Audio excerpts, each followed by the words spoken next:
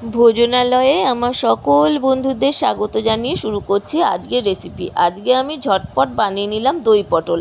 প্রথমে 100 গ্রাম টক দই নিয়েছি, তারপর এর মধ্যে জিরের গুঁড়ো, ধনের গুঁড়ো, লঙ্কার গুঁড়ো আর হলুদ গুঁড়ো দিয়েছি, তারপর একটু চিনি দিলাম, দিয়ে ভালো করে দইটা ভালো করে ফেটিয়ে 10 মিনিট রেস্টে রেখে দেব।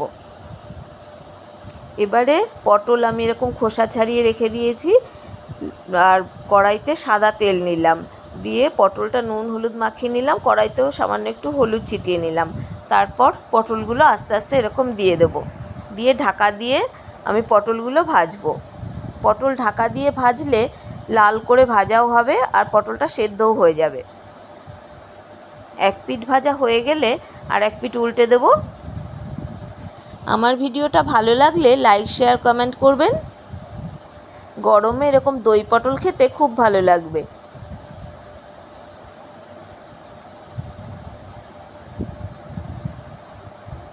দেখুন পটলগুলো ভাজা হয়ে গেছে লাল করে, আর একটু সেদ্ধও হয়ে গেছে।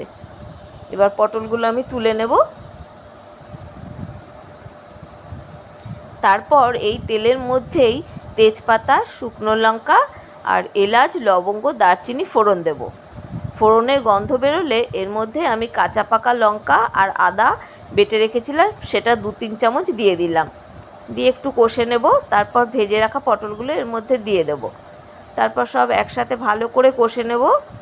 মশলার কাঁচা গন্ধ চলে গেলে আমি দইয়ের মিশ্রণটা এর মধ্যে ঢেলে দেব, আর আঁচটা সিম করে দেব, তাহলে আর দইটা কাটার ভয় থাকবে না। দিয়ে এরকম ভালো করে মিশিয়ে নেব।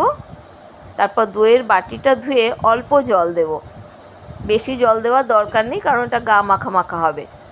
এবার স্বাদ মতো নুন দেব। এবারে ঢাকা দিয়ে 5-10 মিনিট রেখে দেব, আর পটলও সেদ্ধ হয়ে যাবে আর মশলাটা ঢুকে যাবে ভেতরে।